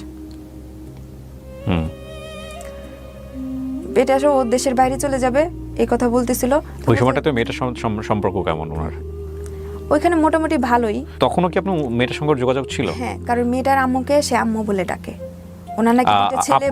আপনার দিক থেকে বিষয়টা কেমন ছিল? আপনি কি তখন আপনার হাজবেন্ডকে, বা তখন তো আপনার হাজবেন্ড, ওনাকে কি তখন আপনি ভালোবাসেন, মন থেকে ভালোবাসতে পেরেছেন, নাকি তখনও মনে হতো না জীবন থেকে চলে গেলে বাঁচি? আমি আসলে কি ভালোবাসাটা বুঝতাম না, ওনার যথেষ্ট পরিমাণ ওখানে সম্মান করতাম, ভয় পাইতাম, ওনার কথাটা মাইনা চলতাম, এরকম ছিল আর কি। Got it, fine. তারপর কি হলো? আপনার বাচ্চা পেটে আসলো? হ্যাঁ, তো এরকম করে চলতেছে। তারপর আরেকটা বাচ্চা পেটে আসে, আসার পর ওরা দেশের বাইরে যাবে। তারপর আমার আম্মাকে বলে কিছু টাকা দেওয়ার জন্য, আমার আম্মার যা গয়নার গাড়ি ছিল তা বেসে ওনাকে টাকা দেয়, কিন্তু ওইখানে টাকাগুলো মাইর খায়। আপনি ওই মেয়েটার সঙ্গে যে ওনার সম্পর্ক, এগুলো নিয়ে আপনাদের মধ্যে সংসারে ঝামেলা হতো নাকি আপনি এগুলো নিয়ে কিছু বলতেনই না? না, আমি কিছু বলতাম এগুলো নিয়ে আপনার মধ্যে কোনো অনুভূতি তৈরি হতো না? না, সে বলছে সে ওকে বিয়ে করবে, কিন্তু একদিনের জন্য হলেও বিয়ে করবে, এরকম কিছু। আচ্ছা, ওকে। কিন্তু আমার কোনোদিন ইয়া করবে না, বা আমাকে ছাড়লে ওর ফ্যামিলি তোরে জায়গা দিবে না, ওকে, এই ভয়টা ওর মধ্যে ছিল। তা আমি এটা নিয়ে আর মাথা ঘামাই নাই। পরে সে দেশের বাইরে চলে যাবে, এই টাকা মেয়ের খাইলো, আমার আরেকটা বাচ্চা হয়। সেই মুহূর্তেও কিন্তু আমার বড় মেয়েটা আমাকে আম্মা বলে ডাকে না, আমার মার সাথেই থাকে। আমার ছোট মেয়েটা, মেজো মেয়েটা হওয়ার পরও আমার মেয়েটা বলতো কি, মুন্নি তোর নানা ভাই এসে, আমার আব্বা এসে, মনি তোর পাখিমণি আইছে, আমার আম্মা আইছে। মানে আমার আম্মার নানি বলতো না, পাখিমণি বলতো, এখনো পাখিমণি বলে। তারপর এরকম করে দিনকাল চলতে থাকে। থাকার পর আমার হাজবেন্ড আমার শ্বশুরের সাথে ঝগড়া করে আমারে ফালাই রেখা ও ঢাকায় আবার চাকরি করতে চলে আসে। মানে ওদের ঝগড়া, আমাকে ফালাই রেখে আসে ওইখানে। তারপর আমার শাশুড়ি আমাকে অনেক অত্যাচার করে, আমার শরীরে গায়ে হাতও তুলে। যেমন খাবার খাইতে গেলে আমার 2টা বাচ্চা তখন, কারণ আমার বড় মেয়েটা তো আমার বুকে দুধ খাইতে পারে নাই, যখন মেজো মেয়েটা হয় তখন সবাই বলছে কি আচ্ছা ও যেহেতু 1 ফোঁটা বুকের দুধও পায় নাই, তো আমার দুজনই দুধ খাইতো। ও আমারে ফালাই রেখে চলে গেছে। চলে যাওয়ার পর আমাকে ওরা ঠিক মতো খাবার দিত না। খাবার কি, একটু তেল সাবান পানিও দিত না। তেল দিতে গেলে মানে সরিষার তেল দিয়ে একটু শরীরে দিতে গেছি, তারপরে বলছে 1 পা তেল 30 টাকা দিয়ে আনছি, পায়ের তালাই অব্দি দেওয়া লাগে। আর রান্না বান্না করে নিয়ে যাইতাম, নিয়ে যাওয়ার পর সবাইরে খাওয়াইতাম। খাওয়ানোর পর আমার শাশুড়ি আমার প্লেটে অল্প কয়টা ভাত, আর আমার শাশুড়ির প্লেটে অল্প কয়টা ভাত, আর একটা বোলের মধ্যে ভাত আমার ছোট একটা দেবর ছিল ওর জন্য রাইখা দিত। দেখো ও তো একটু পরে কান্না করবো, কিন্তু সেখানে অনেক করে ভাত রাখতো। পরবর্তীতে আমার শাশুড়ি ওকে খাওয়াই দিত, উনি নিজেও খাইতো। মানে আমাকে খাবার দিত না, এক কথা আমি অনেক কষ্ট করতাম। যেমন ওরা সবাই খাওয়ার পরে যখন আমি নিজে অল্প করে ভাত খেয়ে যখন আমি পুষ্কুনিতে আমি প্লেট ধুইতে যাইতাম, তখন মনে হয় যে আমার মনে হইতো যে পুষ্কুনির পানি মনে হয় আমার অর্ধেক আমার চোখের পানি, পেটের ক্ষুধায়। আমারে ফালাই রেখে চলে যায় ওখানে। অনেক কষ্ট করি, একটা পর্যায়ে সে আসে, একটা পর্যায়ে আইসা আমাকে ঢাকায় নিয়ে যায়, আমার মার কাছে আমাকে রাইখা যায়। পরে ওইখানে আমি 2টা বাচ্চা নিয়ে থাকতে থাকি। মার কাছে? মার কাছে। মানে 2টা বাচ্চা কি মেয়ে বাচ্চা? হ্যাঁ, 2টা বাচ্চা মেয়ে। আমার বাচ্চাগুলো কিন্তু অনেক সুন্দর দেখতে, যে কেউ আদর করবে। রাস্তা দিয়ে নিয়ে গেলে মানে এমন একটা মানুষ নাই যে ওর গালে না হাত দিছে, ওকে কোলে না নিছে। মাশাআল্লাহ। জি, তারপর রেখে যায়? হ্যাঁ, ওখানেই থাকতে থাকি। ও বলতেছে কি যে আমার টাকা লাগবে, আমার আম্মার কাছে টাকা চাইতেছে। আমার আম্মা বলে কি আমার তো টাকা দেওয়ার সামর্থ্য নাই, তুমি ওদেরকে রাইখা যাও, তুমি নিজে কাজ করো, কাজ করে টাকা জমাও, ওদেরকে দিতে হইব না, পরে কিছু একটা করো। তো এখানে যখন আমাকে রাইখা যায়, ও নিজে নিজে টাকা জমাইতেছে, মানে আমারও দিতে হয় না। 4 বছর হয়, 4 বছরের পরে মেয়েদের, তখন ওইখানে যাই। যাওয়ার পর সবাই ওইখানে কানাফুসা করতে থাকে যে আমার কোথা থেকে নিয়ে আসছে, আমাকে কোথা থেকে নিয়ে আসছে। মানে এসে ও যখন অফিসে চলে যায়, এ আসে সে আসে, তুমি বলো তোমার বাপের বাড়ি কই, তোমার বাপ কই, আমাদেরকে বলো ঠিকানা তো তোমার ওইখানে দিয়ে আসবো, আর তোমার বাচ্চাগুলো কি তোমার নিজের, এরকম কিছু বলতো। তখন আপনি হাজবেন্ডের সঙ্গে থাকেন? হ্যাঁ, কিন্তু যেমন বলতো কি ওরা বলতো যে আমার ভাগাই নিয়ে আসছে, এরকম কিছু, ওনার আগের বাচ্চা, এরকম সবাই আর কি বলতো। সবাই তো বাচ্চার মতো দেখতেই। হ্যাঁ, কারণ ও যখন দোকান থেকে আসতো তখন যদি চিপ আনতো তো আমার 2 মেয়ের জন্য আনলে আমার জন্য নিয়ে আসতো, আইসক্রিম আনলে ওর জন্য নিয়ে আসতো, আর ওরা যদি বাইরে নিয়ে যাইতো তাই আমারও চকলেট কিনে দিলে, ওরাও চকলেট কিনে দিলে আমারও দিত আর কি। তো সবাই আর কি সন্দেহ পর্যায়ে নিয়ে যাইতো। আরেকটা বাচ্চা আমার পেটে আসে, আসার পর সেই বাচ্চাটাও আমার হয়। আমার 3টা বাচ্চা হবে, আমার 3টা বাচ্চাই ঢাকায় হয়, আমার মায় নিয়ে আসে। 3টা বাচ্চার সময়, একটা বাচ্চার সময় আমার স্বামীকে আমি পাশে পাই নাই। ওকে, সে অনেক পরে আসছে। তো আমার মেয়ে হওয়ার পর, ছোট মেয়েটা হওয়ার পর আবার আমি গ্রামে চলে আসি, হয়ে গেছে নিজে নিজে দেখতে পারি, নিজে নিজে নিজের সংসার চালাইতেছি। তো একটা পর্যায়ে সে দেশের বাইরে চলে যাবে, তো তার সব কিছু রেডি হয়ে গেছে, তো দেশের বাইরে চলে গেছে, অনেক টাকা দেনা ফেনা হয়েছে। আমি ঢাকায় চলে আসি, গার্মেন্টসে চাকরি করতে গেছি। আমি তো পড়াশোনা কম করছি, তো অন্য অন্য কোম্পানিতে আমার চাকরি হওয়া সম্ভব না। গার্মেন্টসে চাকরি করতে গেছি, ওইখানে পাশের এক ভাবি বলতেছে কি আমাকে, ভাবি আমার চাকরিতে নিয়ে দেন, আমাদের এরকম সমস্যা। তো উনি কি করছে, গার্মেন্টসে ঢোকার আগে আমাকে নিচে দাঁড় করায় রেখে গেছে, যে কেউ যদি বলে তুমি চাকরি করবা, আমার এখানে খোঁজ করছি অনেক দূরে দূরে, সেখানে যাওয়া তো সম্ভব না কাজ করা, আর এমনিও আমার পড়াশোনা নাই। এটা আমি ভাগ্যের ফেরে আমি কাজ শিখে গিয়া যে কোনো জায়গায় কাজ করতে পারতেছি, ওটা তো আর পারতেছি না। তো একটা পর্যায়ে আমি নেটওয়ার্ক মার্কেটিংয়ে চাকরি নিই,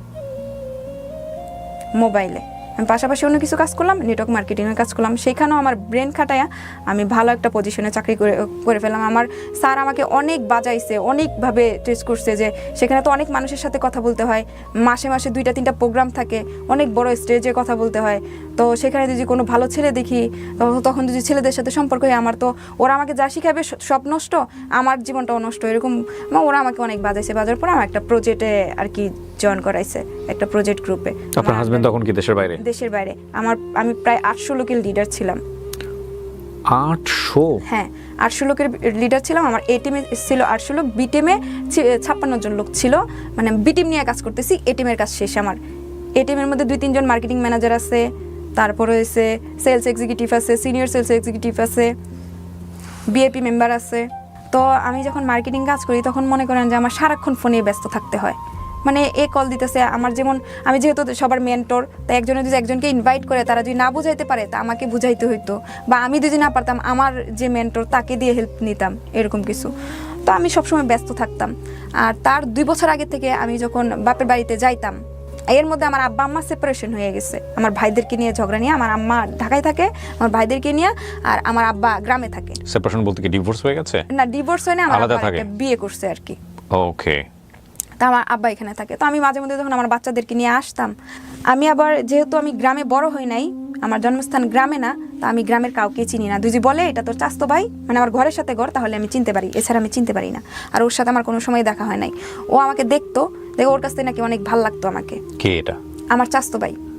সে 2 বছর সে আমাকে ফলো করছে, বা কোনোভাবে আমার সাথে যোগাযোগ করা যায় কিনা। আপন চাচাতো ভাই? না না, আপন চাচা ভাই না, পাড়াপড়শি চাস্তো ভাই। তো আমাকে মাঝে মধ্যেই দেখতো, কিন্তু কোনোদিন কথা হইতো না। সে আমাকে এটা পরে বলছে আর কি, এরকম দেখতো। তো আমার বাপের বাড়িতে আসা যাওয়া করতাম মাঝে মধ্যে। তো আমার এখানে প্রোগ্রাম ছিল, সেমিনার থাকতো, আসতে হইতো। আর ওইখানে আমার স্যারেও বলছে তুমি তো অনেক সুন্দর কথা বলতে পারো, তো তুমি ট্রেনার হিসেবেও কাজ করতে পারো, এখানে তোমার আরও কিছু টাকা হবে, আর উপরের দিক দিয়ে যাইতে পারবে, তুমি তো সুন্দর কথা বলতে পারবে। মাঝে মধ্যে স্টেজে ডাকতো, আমি অনেকক্ষণ কথা বলতাম। তো হঠাৎ করে আমি যখন একদিন গ্রামে যাই, তখন আমার পাড়াপড়শি এক চাস্তো বোন, সে কী করতো, আমাদের মাদ্রাসার একটা হুজুর তার সাথে রিলেশন করতো আর কি, আমার চাস্তো বোন, ছোট আর কি।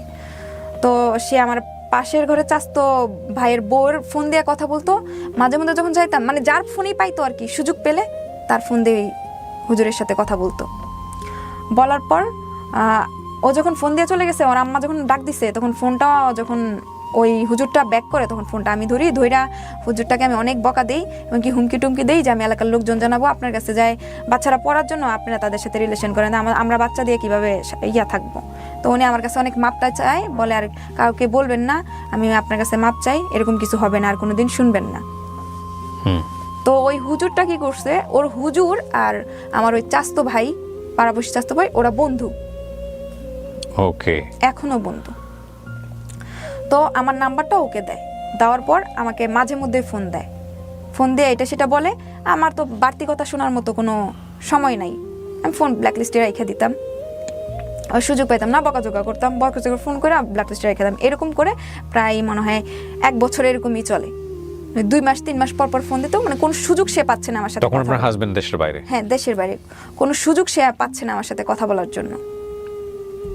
না পাইলে হঠাৎ করে একদিন ফোন দেয়, যখন আমি মার্কেটিং বিজনেস বি টিম নিয়ে কাজ করতেছি, আমার তো লোক দরকার, যে কোনো লোক আমাকে ফোন দিলে। তো একটা পর্যায়ে সে আমাকে ফোন দেয়, আমি ভাবছি যে সে আমাকে একজন আমার ডিস্ট্রিবিউটর ফোন দিয়ে বলতেছে কি, ম্যাডাম আপনাকে একজন ফোন দিবে, তাকে একটু প্ল্যানিংটা বুঝায়েন, সে একটা প্যাকেজ করবে। তো আমি বলছি আচ্ছা ঠিক আছে, আমার ফোন নাম্বারটা দিয়ে দেন, আমার ভিজিটিং কার্ডও আছে, ফোন নাম্বারটা দিয়ে দেন। তো ফোন নাম্বারটা দিয়ে দিচ্ছে, উনি কথা আমি ভাবছি কি যে মানে আমার যে ডিস্ট্রিবিউটর আছে উনি আমাকে মানে আমার নাম্বারটা দিচ্ছে, ওর মতো কেউ আর কি ফোন দিচ্ছে। তো উনি ফোন দিয়ে বলতেছে ম্যাডাম আপনি নাকি একটা জব করেন মার্কেটিং, আমিও সেই বিজনেসটা করতে চাই। তা আমি ভাবছি কি উনি দিছে ফোন নাম্বারটা, তা বলতেছে কি হ্যাঁ, ওই লোকটার নাম নিয়ে বলতেছি যে হ্যাঁ উনি ওই সাহেবে আপনার সাথে কথা বলতে বলছে, আচ্ছা আমাদের প্ল্যানিংটা ওনাকে বুঝাইতেছি, মানে আমার যে চাস্তো ভাই সেটাই আমি বুঝতে পারতেছি না। তো উনি প্ল্যানিংটা বুঝছে, বুঝার পর বলতেছে কি আমি তো আপনাকে চিনি, আপনার নাম, আপনার ডাক নাম, আপনাকে বাসায় সবাই বলে ডাকে, আপনার 3টা বাচ্চা আছে, আপনার হাজবেন্ড দেশের বাহিরে, আপনার শ্বশুর বাড়ি এখানে, আপনার বাবার নাম এটা, আপনার বাবা এখানে। এই ছেলেটা যে আপনাকে ডিস্টার্ব করেছে চাচাতো ভাই, সে কি জানতো যে সে তার চাচাতো বোনকে করতেছে ডিস্টার্ব? হ্যাঁ, সে জানতো, সে আমাকে দেখতো, আমার বাড়িতে আসলে সে দেখতো। ওকে ফাইন, এখন সে তার নিজের পরিচয় দিতে চাচ্ছে আপনার সঙ্গে। Okay fine. তো সে এটা বলতেছে, তো আমি হঠাৎ করে মানে একটা শক খেয়ে গেছি যে কে আমার ব্যাপারে সবকিছু জানে, আমি তাকে চিনি না। তো সেই ব্যাপারে তার সাথে আমি আগ্রহ করে কথা বলি। না দিন আপনি ওকে চিনতেন না? না না না। তো একটা মানুষ যদি হঠাৎ করে বলে ফোন দিয়া যে আমার সর্বোচ্চ সবকিছু জানে, যেহেতু আমার চাস্তো ভাই, তখন আগ্রহ পোষণ করেন আপনি। Okay fine. তখন ওর সাথে আমি কথা বলি, কথা বলতে বলতে একটা পর্যায়ে যে আপনি যখন যেহেতু বিজনেসের ব্যাপারে বললেন আপনি কি করবেন, বলছে হ্যাঁ করব। তো সেই সূত্রে কথা বলে ঠিক আছে আপনি যেহেতু চিনেন আমার বাড়িতে আইসেন, দাওয়াত রইলো। এই বিজনেস কি এমএলএম টাইপের বিজনেস? ওইটা আমি বলি দেশটুনিক যে একটা ইয়া ছিল সেম ওইরকমই। ওকে ওকে। প্রোডাক্ট নিয়ে, আমাদের এখানে সব ধরনের প্রোডাক্ট। ওকে ওকে ফাইন। উনি বলছে আমাদের অফিসে যাবে, আমি বলছি আমাদের শাখা অফিস এখানে আছে, আপনি যেতে পারেন। মানে আমাদের ময়মনসিংহে ওই কোম্পানিটার শাখা অফিস আছে, বিভিন্ন জেলায় শাখা অফিসগুলো আছে। তো বলে কি না আমি আপনাদের মেইন অফিসে যাব, হেড অফিসে যাব। বলে ঠিক আছে হেড অফিসে আসেন। তো উনি ত্রিশাল আসলো, মানে আমার বাড়ি থেকে ত্রিশাল আসলো, আমিও আসলাম, কিন্তু তাকে আর আমি দেখলাম না। আসার পর ত্রিশালে সে আমার জন্য অপেক্ষা করতেছে, আমি ওখানে আইসা আমাদের অফিসে নিয়ে আসলাম। অফিসে নিয়ে এসে অফিসের লোকজনের সাথে কথা বলাইলাম, সেও বলছে চাকরি করবে। করার পর সেও এক প্যাকেজ করলো। এখন উনি আমার ডিস্ট্রিবিউটার, আমি ওনার মেন্টর।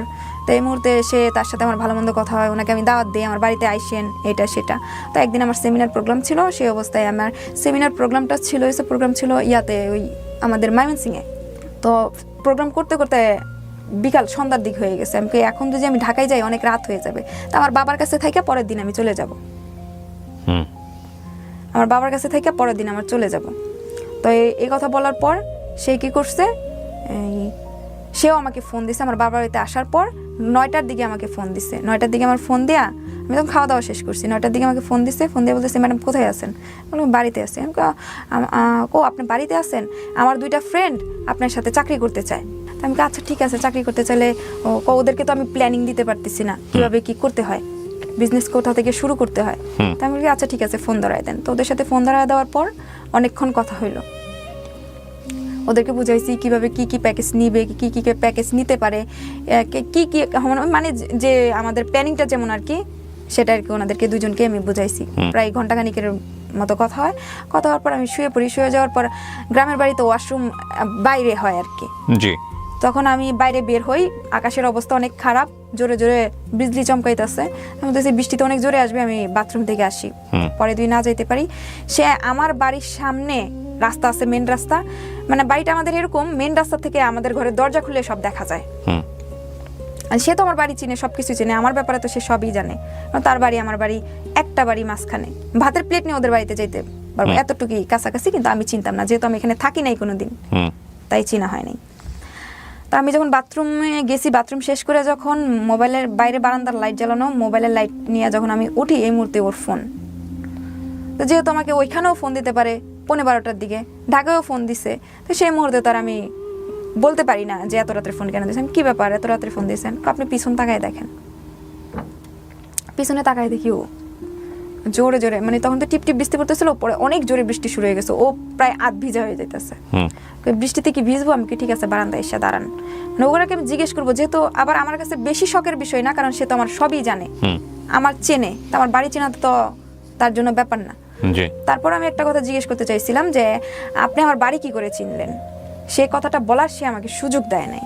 সে আমার নাক মুখ চাইপা ধইরা সে বলতেছে কেন বুঝো না, তোমার জন্য আসছি, তোমার জন্য আসছি, এই কথা বলতেছে। আমি আমার জন্য আসছে মানে আমি এখনই চিলান দিব। কয় কি চিলান দাও, তোমার ইচ্ছে দিলে দাও, তোমার জামাই তোমার ছাইরা দিব, তোমার বাপে গিয়ে এগুলো শুনে ফাঁস নিব, আমারে তো এলাকার লোকজন মাইরা ছাইরাই দিব, আমার তো কটা মাইরি দিব, আর কি তোমার তো সবার আইবা। আর আমি সবারই দেখামু তোমার সাথে আমার কথা হয়েছে এতদিন, তুমি বলছো তোমাদের বাড়িতে আসার জন্য, দাওয়াত দিচ্ছ, আমার সাথে তো মেসেজ আছে, তোমার সাথে দেখা কথা হয়েছে এতক্ষণ, মানে তুমি আমাকে নিয়ে আসছো, এরকম কিছু। তারপর হচ্ছে গিয়া সে আমার সাথে, কিন্তু সেই মুহূর্তে আমি ওর পায়ে, 2টা পায়ে আমি জড়ায় ধরি। সে কি করে মোবাইলের লাইট, মানে মোবাইলের ভিডিও অন করে মোবাইলটা উল্টা সাইডে দাঁড় করায়া, সে মানে আমি তো আর বুঝতেছি না মোবাইল, সেই মুহূর্তে তো আমি তার দিকেই ফোকাস, তার থেকে কিভাবে বাঁচবো, সে মোবাইলটা রাখা ভিডিও অন করে রাখছে আর কি, আমি তো জানতাম না। তারপর সেই ভিডিও অন করার পর এটা আপনি তখন কার বাসায়, মানে আপনার নিজের? আমার বাপের বাড়িতে। বাপের বাড়িতে ওরকম একটা সাহস পেলো? আপনার বাসায় অন্য কোনো লোক ছিল না? হ্যাঁ, আমার আব্বা আর আমার সৎ মা ঘুমাইতেছিল রাত 12:15টায়, মানে গ্রামে অনেক রাত, আর অনেক বৃষ্টি, যেহেতু মানে এতটা শব্দ হলেও বোঝার মতো না, যেহেতু বারান্দা, আর বৃষ্টির মধ্যে বাইরে কেউ বেরও হবে না, সেই সুযোগটাই পাই। গ্রামের বাড়ি তো ঘন হয়, আশেপাশে কোনো ঘর ছিল না যারা বুঝতে পারে এরকম বিষয়? না না না, যেহেতু বৃষ্টি ছিল এই জন্য কেউ বুঝতে পারে নাই। তো আমাকে জোরে চিল্লান দিত, মানে একটা জিনিস আমি ভাবতেছি আমি কি করবো। পরে একটা পর্যায়ে কিন্তু আমি ওর কাছে আত্মসমর্পণ করি, যখন সে আমাকে বললো যে ওকে নাকি এলাকার লোকজন মাইরা ছাইরা দিবে, আর কিছু না, আর সব দোষ তো আমারই পড়বে, কারণ ওনার সাথে আমার কথা হয়েছে, ওনাকে আমার বাড়িতে দাওয়াত দিছি, আমি চাইছিলাম ওনাকে আমি চিনি, আমার বাড়িতে দাওয়াত দিছি, তো এগুলো যদি দেখায় তাহলে আমার স্বামী তো আমারই দোষবে, আমারও ছেড়ে দিবে। আমার আব্বা যেহেতু ওর মুখোমুখি বললো যে তোর আব্বা ফাঁস নিবে, এগুলো শুই না। তো ওই সময় তো ভিডিও ধারণ করে। হ্যাঁ হ্যাঁ, আমি জানি না। কিন্তু তারপর সে আমার সাথে করার পরে সেই মুহূর্তে থেকে আমি আমার যত জায়গায় তাকে অ্যাড করছিলাম সব জায়গা থেকে ওকে ব্লক করে দিই। কিন্তু সে বিভিন্ন নাম্বার থেকে আমাকে ফোন দেয়। আমি ফোন বন্ধ করার আমার কোনো অপশন নাই, কারণ সেই ফোনে আমি প্যাকেজ করতাম, আমার টাকা আসতো সেই ফোনে, ভিজিটিং কার্ড দেওয়া সেই ফোনে। আর এত এত লোক সবাইকে বাদ দিয়ে তো আমি ফোন চেঞ্জ করতে পারি না, ফোনও আমি চেঞ্জ করতে, নাম্বারও আমি চেঞ্জ করতে পারি নাই। তো এরকম করে 16 দিন পর আমি ফোন খুলি, কারণ ও আমাকে 1000 বার বিরক্ত করতেছে নানান নাম্বারে ফোন দিয়ে। একবার ফোনটা ধর, না হলে তোর অনেক বড় ক্ষতি হয়ে যাবে, একবার ধর, এটা সেটা। 16 দিন পর, মানে আমি বাড়ি থেকে চলে আসার পর এই জিনিসটা কাউকে বুঝতে দেই নাই, আমি কি যা হওয়ার এইভাবেই হয়ে গেছে। মানে আমি একটা অ্যাক্সিডেন্ট ভাইবা এটা বাদ দিতে চাইছিলাম, সে আমাকে ছাড়ে নাই। তখন আমি তার 2টা পা ধরছি, আমি অনেকবার পা ধরে কান্না করছি, কিন্তু সে আমার ছাড়ে নাই। ছাড়ে নাই বলতে মানে সে তার যে এটা হাসিল করতে আসছিল সেটাই হাসিল করবে। আমার সাথে খারাপ কিছু করিস না, আমি তো 2টা পা ধরি, পায়ের মধ্যে জড়াইয়া ধরছি, মানে কোনোটাই, মানে চিল্লান দেওয়ারও তো কোনো অপশন নেই। আমার চিল্লান দিলে সবাই জানতে পারবে, আর জানলে সবাই আমাকেই দুষবে, কারণ তার সাথে আমার কথা হয়। আরেকটা জিনিস, আমি যে ব্যবসাটা করতে চাইছিলাম, অনেক লোকজনের সাথে কথা হয়, আমার জামাই না করছিল। কিন্তু আমি কই, আমি যখন একা থাকি তাহলে এই ব্যবসাটা করি। আর আমার জামাই কি আমাকে কিন্তু ফোন দিলে 2 দিনে 1 দিনে ফোন দেয়, 2 মিনিট 3 মিনিট কথা বলে। আমি সারা সময় এইভাবেই থাকি। ও বাড়িতে থাকতেও যেরকম আমার সাথে করছে, বাইরে যাওয়ার পর প্রত্যেক দিনও ফোন দেয়, তাহলে ওর সাথে আমার 3 মিনিট 4 মিনিট, যদি বাচ্চাদের সাথে কথা হয় 5 মিনিট 10 মিনিট হয়, এছাড়া আমাদের সাথে কোনো কথাই হয় না। মানে আমাদের যে অন্য একটা রোমান্টিক ব্যাপার কথা আছে তেমন কিন্তু নাই। আমাদের শ্রদ্ধাশালী কথা, খাওয়া দাওয়া হয়েছে কিনা, সে কেমন আছে, কি খাইছে, এরকমই, এ পর্যন্তই কথা। যেমন সে আমার বড় ভাই, এরকম মানে ছোটবেলা থেকে যে সম্মানটুকু করে আসছি সেটাই। সে আমাকে সময় দিত না, সে সময় আমি কাজ করতাম, এটা সেটা করতাম, আর বাইরের দিকে আমার কোনো নজর ছিল না। যেই ছেলেটা আপনার সঙ্গে এরকম আচরণ করছে সে কি ম্যারিড ছিল? না না, সে ম্যারিড, সে আমার থেকে প্রায় 2-3 বছরের ছোট হবে। ছোট বয়সে? আচ্ছা। তো সে অবস্থায় তো আমি তো তাকে ঢাকায় চলে আসলাম। সে আমাকে বিভিন্ন নাম্বার থেকে ফোন দিল। ফোন দেওয়ার পর 16 দিন পর আমি যখন ওর ফোন উঠাই, তখন সে বলছে কি, একবার তুই হোয়াটসঅ্যাপে আমাকে, হোয়াটসঅ্যাপ থেকে ব্লকটা খুল, তোকে একটা জিনিস দেখাবো, এরপরে তুই পারলে আমাকে ব্লক করে দিস, আমার আর কোনো ইয়া নেই, তাহলে তোরা আর বিরক্ত করবো না। যখন সে আমি হোয়াটসঅ্যাপে ব্লকটা খুলছি, সে স্ক্রিন শেয়ার দিয়া সে ভিডিওটার মধ্যে তার মুখে একটা স্টিকার দেয়, স্টিকার দিয়া সে ভিডিওটা আমাকে স্ক্রিন শেয়ারের মধ্যে দেখাইতেছে, দেখ আমাকে কি চেনা যায়। প্রথমে বলছে আমাকে কি চেনা যায়, আমি বলছি কি তুই আমার ভিডিও করছিস কে, তুই কি ভাইরাল হইতে চাস, তুই কি ভাইরাল হইতে চাস। তারপর সে অনেক ব্ল্যাকমেল করে আমার কাছে টাকাও নেয়, যাতে করে ভিডিওটা না পাবলিশ হয়। হ্যাঁ হ্যাঁ, টাকাও নেয়। তারপর আমি টাকাও দেই, টাকাই দেওয়ার পর একটা 2-3 বার টাকা দেওয়ার পর সে কি করছে, আবার টাকা চাচ্ছে। তখন তো আমি বলি এত টাকা দেওয়া আমার পক্ষে সম্ভব। কত টাকা দেন আপনি তাকে? কত টাকা দেই মানে অনেক টাকা দেই, টাকাটা আমি উল্লেখ করতে চাইতেছি না। টাকা বলতে আমার মামলাতে 5 লাখ টাকা দেওয়া আছে, 5 লাখ টাকার উপরে কিন্তু আমার টাকা দেওয়া হয় ওকে বিভিন্ন টাইমে।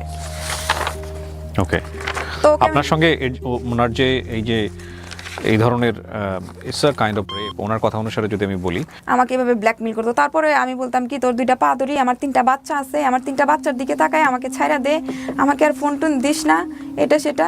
সে 3 বারের মাথায় টাকা নেওয়ার পরেও সে আমাকে ব্ল্যাকমেল করা শুরু করছে। তাই আমি একটা পর্যায়ে বলছি, তুই প্রথম ভিডিওটা আমার জামাইয়ের কাছে ছাইড়া দে, কারণ ওজন দেশে এসে দেখবে কোনো টাকা নাই, তখন তো আমার এমনি ছাইড়া দিব।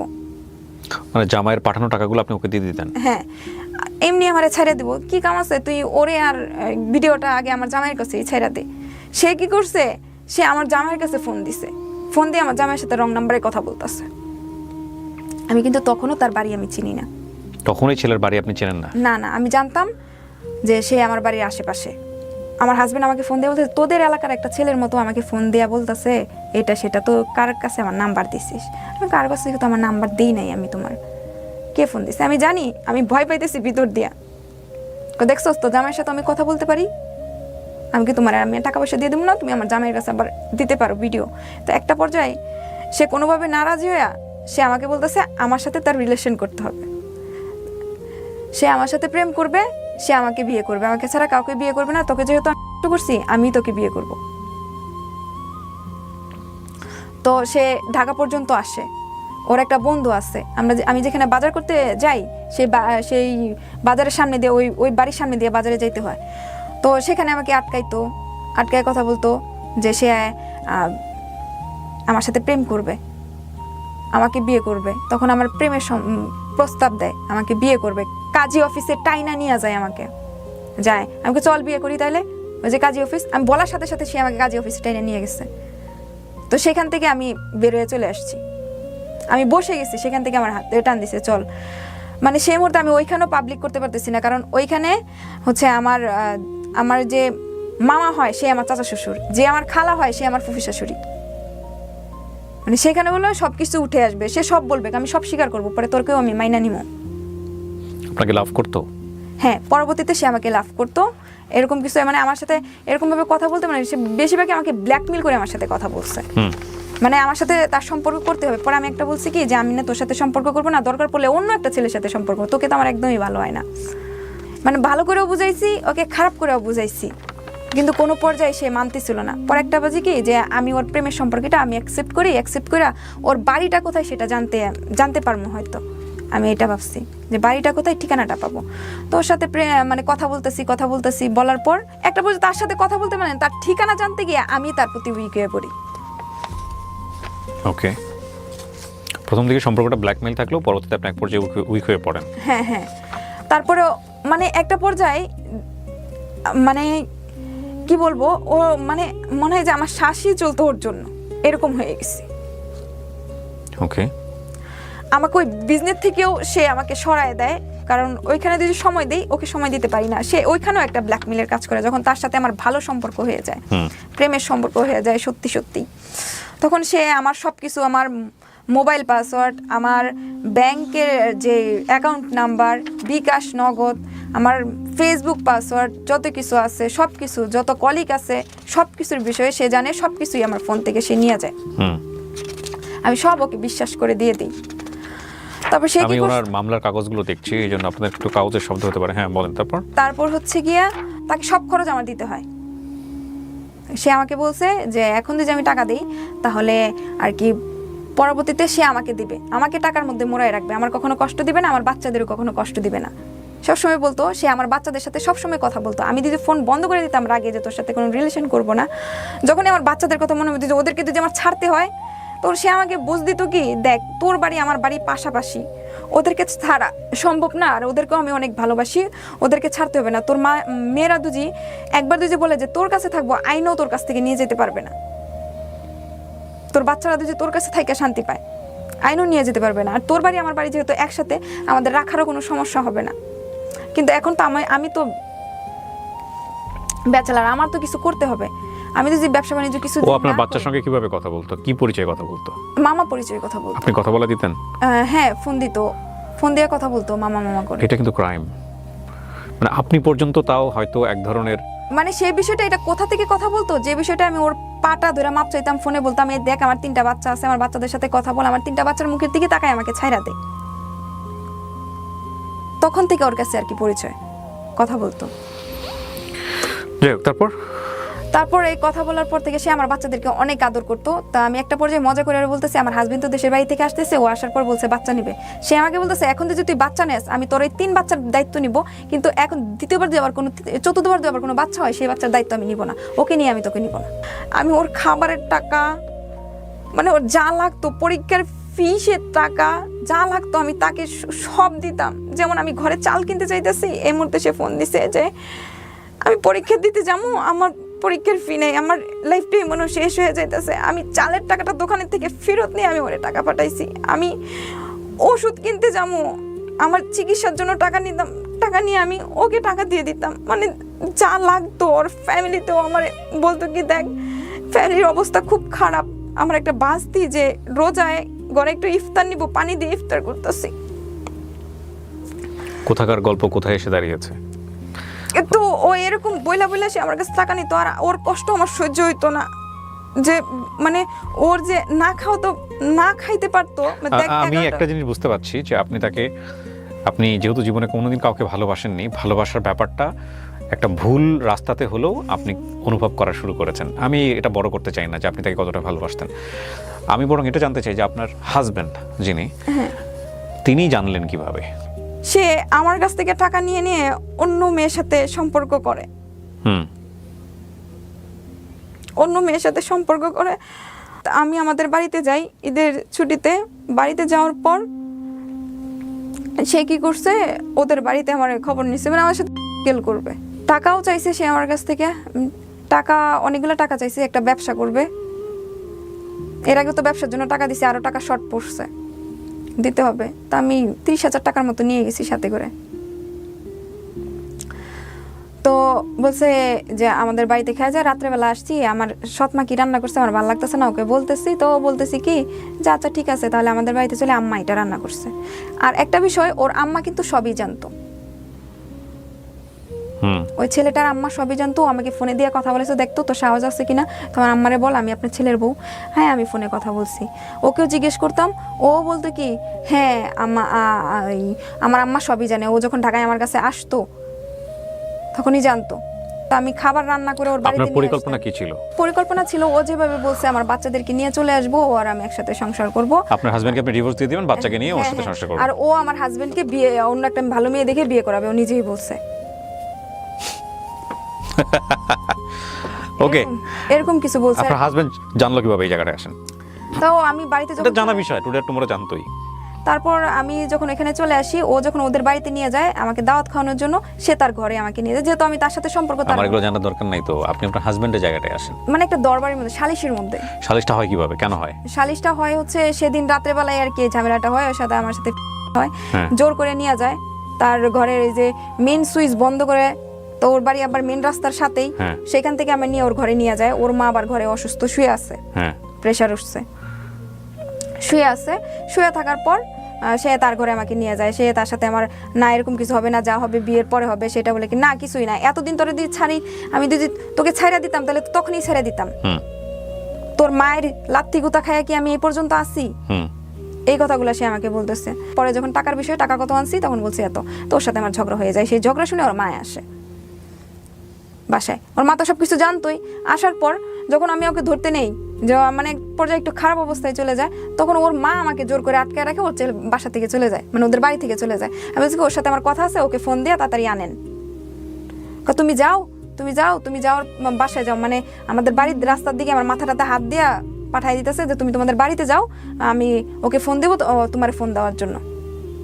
আমি কই যদি আমার ফোন না দেয় আমি কিন্তু আপনাদের বাড়িতে আবার আসবো।